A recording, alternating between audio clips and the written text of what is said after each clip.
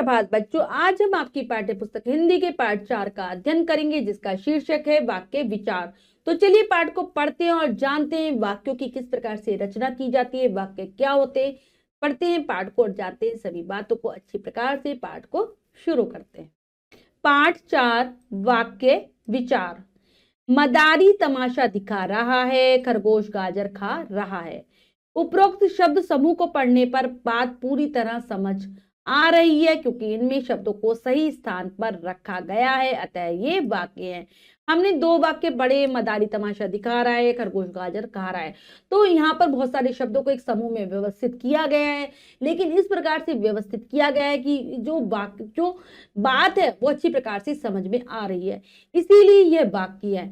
यदि हम इन्हें इस तरह लिखें, अगर हम सही समूह में ना रखें, इन्हें इस प्रकार से लिख दे, तमाशा रहा मदारी है दिखा, गाजर रहा खा है खरगोश, तो शब्दों के इन समूह में शब्द सही स्थान पर प्रयुक्त न होने के कारण शब्द समूह अपना सार्थक अर्थ खो रहे हैं और बात पूर्ण रूप से स्पष्ट नहीं हो रही है। तो हमने इनका जो क्रम है वो उल्टा पुल्टा कर दिया। सही स्थान पर अगर हमने नहीं रखा तो जो इस शब्दों का जो समूह है अपनी बात को ठीक प्रकार से नहीं समझा पा रहा है और शब्दों का अर्थ भी बेकार ही हो रहा है, तो ये वाक्य नहीं होगा, ये वाक्य नहीं कहलाएगा। तो इसकी जो परिभाषा है, शब्दों का ऐसा सार्थक समूह जो अपना अर्थ पूर्णतः स्पष्ट करता हो वाक्य कहलाता है।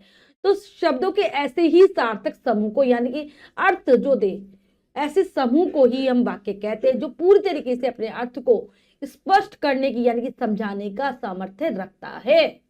अब आते हैं वाक्य के अंग। वाक्य के 2 अंग होते हैं, यानी कि 2 चीजों से वाक्य पूर्ण होता है। पहला होता है उद्देश्य और दूसरा होता है विधेय। 2 चीजें होती है। पहली है उद्देश्य। वाक्य में जिसके विषय में कुछ कहा जाए उसे उद्देश्य कहते हैं। जिसके बारे में बात की जा रही है वही उद्देश्य होता है। जैसे उदाहरण है, सुनील फुटबॉल खेल रहा है, राधा नाच रही है, शेर दहाड़ रहा है। उपरोक्त वाक्यों में प्रयुक्त रंगीन शब्द उद्देश्य है। तो यहाँ पर पहले वाला जो वाक्य है बच्चों पहला वाला जो वाक्य आया ना, सुनील फुटबॉल खेल रहा है, किसके बारे में बात हो रही है? सुनील के बारे में हो रही है। राधा नाच रही है, राधा के बारे में बात हो रही है। और शेर दहाड़ रहा है, शेर के बारे में बात हो रही है। तो ये तीनों ही उद्देश्य हैं, जिनके बारे में बात हो वो उद्देश्य है। और विधेय क्या होगा? विधेय वाक्य में उद्देश्य के विषय में जो कुछ कहा जाए उसे विधेय कहते हैं। उद्देश्य के बारे में जो भी बात की जा रही है, जो कुछ कहा जा रहा है वो विधेय होता है। जैसे किशन तरबूज खा रहा है, रागिनी सब्जी काट रही है, मयंक सो रहा है। उपरोक्त वाक्यों में प्रयुक्त रंगीन शब्द विधेय हैं। तो यहाँ पर किशन के बारे में क्या बात हो रही है? तरबूज खा रहा है। रागिनी के बारे में बात है, सब्जी काट रही है। और मयंक के बारे में बात हो रही है, सो रहा है। तो ये जो रंगीन छपे हुए शब्द हैं वो क्या हो जाएंगे? विधेय हो जाएंगे। कुछ अन्य उदाहरणों के माध्यम से भी सीखते हैं क्या है उद्देश्य और विधेय के बारे में। श्रुति उद्देश्य गीत गा रही है, विधेय। निक्की उद्देश्य कानपुर में रहता है, विधेय। शिवानी पार्क में खेल रही है, तो शिवानी क्या उद्देश्य और पार्क में खेल रही है, विधेय। सांप उद्देश्य और बहुत जहरीला होता है, विधेय। धोनी एक अच्छा क्रिकेट खिलाड़ी है, तो धोनी क्या उद्देश्य और विधेय क्या एक अच्छा क्रिकेट खिलाड़ी है। अवनी उद्देश्य और सुंदर चित्र बनाती है, विधेय हो गया। एक और तालिका है उद्देश्य और विधेय से संबंधित। भिखारी उद्देश्य सड़क पर खड़ा था, विधेय। बच्चे उद्देश्य नदी में नहा रहे हैं, विधेय। माँ उद्देश्य और कपड़े धो रही है, विधेय। पूजा उद्देश्य और विद्यालय जा रही है, विधेय। चिड़िया उड़ रही है क्या हो जाएगा? विधेय। माँ उद्देश्य और खीर बना रही है हो जाएगा हमारा विधेय। ठीक है, तो बच्चों हमने जो भी सीखा है तालिका के माध्यम से भी हमने सीखा उद्देश्य विधेय के बारे में, साथ ही साथ वाक्य किसे कहते हैं इसको दोहरा लेते हैं। हमने सीखा के अंतर्गत शब्दों का ऐसा सार्थक समूह जो अपना अर्थ पूर्णतः स्पष्ट करता हो वाक्य कहलाता है। शब्दों के ऐसे समूह को, सार्थक समूह को, जो कि अर्थ प्रकट करने का सामर्थ्य रखता है, जिसके द्वारा जो कही गई बातें पूरी तरीके से स्पष्ट हो जाती है, वो होता है क्या? वाक्य।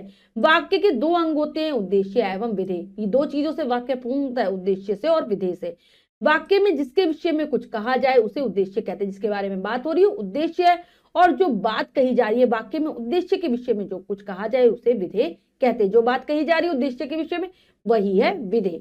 तो हमने पाठ को बहुत अच्छे से समझकर पढ़ा है। अभ्यास कार्य कर लेते हैं। आओ अभ्यास कार्य के अंतर्गत पहला प्रश्न पढ़ते हैं, करने का प्रयास करते हैं। सही विकल्प पर सही का चिन्ह लगाइए। प्रश्न में 3 विकल्प है, 2 विकल्प गलत है, 1 विकल्प सही है। सही विकल्प को चुनेंगे, सही का निशान लगा देंगे। करते हैं। वाक्य में जिसके विषय में कुछ कहा जाए उसे क्या कहते हैं? उद्देश्य, संज्ञा, शब्द। तो उसे हम कहते हैं उद्देश्य। वाक्य में उद्देश्य के विषय में जो कुछ कहा जाए उसे कहते हैं वर्ण, शब्द, विधेय, उसे हम विधेय कहते हैं। किसान खेत जोत रहा है, इस वाक्य में उद्देश्य किसान खेत जोत रहा है, तो इसमें उद्देश्य क्या होगा? किसान। जैसे उचित उद्देश्यों द्वारा रिक्त स्थानों की पूर्ति कीजिए, तो यहाँ पर हमें वाक्यों को भरना है। यहाँ पर कोष्टक में 2 शब्द है, एक सही एक गलत है, तो सही शब्द को चुनेंगे और भर देंगे। पहला है रिक्त स्थान एक सुंदर इमारत है, तो आ जाएगा ताजमहल। नेक्स्ट है एक चालाक जानवर है, कौन? मुर्गी या लोमड़ी? तो लोमड़ी आ जाएगा, लोमड़ी एक चालाक जानवर है। फिर है रिक्त स्थान श्री राम के परम भक्त थे, तो हनुमान। हनुमान श्री राम के परम भक्त थे। रिक्त स्थान मिट्टी के बर्तन बनाता है, कुम्हार लुहार, तो कुम्हार बनाता है मिट्टी के बर्तन, लिख देंगे यहाँ पर कुम्हार। नेक्स्ट है रिक्त स्थान चोर के पीछे भाग रही है सैनिक, पुलिस, तो पुलिस भागती है चोर के पीछे, यहाँ जाएगा पुलिस। नेक्स्ट है वाक्यों में उद्देश्य और विधेय छाट कर लिखिए, तो यहाँ पर वाक्य है, हमें उद्देश्य और विधेय को अलग कर लिखना है। करते हैं। माली फूलों की माला बना रहा है, तो उद्देश्य हो जाएगा माली, विधेय हो जाएगा फूलों की माला बना रहा है। बच्चे फुटबॉल खेल रहे हैं, तो उद्देश्य क्या हो जाएगा? बच्चे और फुटबॉल, फुटबॉल क्या हो जाएगा? फुटबॉल खेल रहे हैं, ये हो जाएगा हमारा विधेय। खरगोश गाजर खा रहा है, उद्देश्य, हमारा उद्देश्य क्या है? खरगोश, और विधेय गाजर खा रहा है, ये हो गया विधेय। हलवाई मिठाई बनाता है, उद्देश्य क्या है? हलवाई और मिठाई बनाता है, विधेय।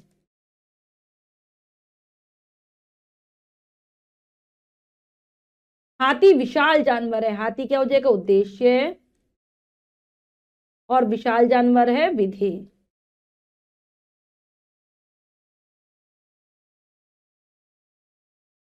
ठीक है बच्चों, ये कार्य हमने बहुत अच्छे से समझकर पूर्ण कर लिया है। इसके बाद जो भी कार्य दिया गया है वो आपको स्वयं करना है सुंदर अक्षरों में अपनी अभ्यास पुस्तिका में। बच्चों, हमने वाक्य के बारे में जाना कि शब्दों का ऐसा समूह जिसका कोई अर्थ निकलता है, सार्थक शब्दों का समूह, तो वही हमारा क्या कहलाता है? वाक्य कहलाता है। अगर ऐसे ही हम शब्दों को व्यवस्थित कर दें जिससे कि कोई अर्थ ही ना रह जाए हमारी बात का, तो वह वाक्य नहीं कहलाएगा। आशा करती हूँ पाठ बहुत अच्छे से आपको समझ आ गया है, वाक्य की परिभाषा याद कर लेंगे। मिलते हैं अगली कक्षा में नए पाठ के साथ, तब तक के लिए स्वस्थ रहिए, प्रसन्न रहिए, धन्यवाद।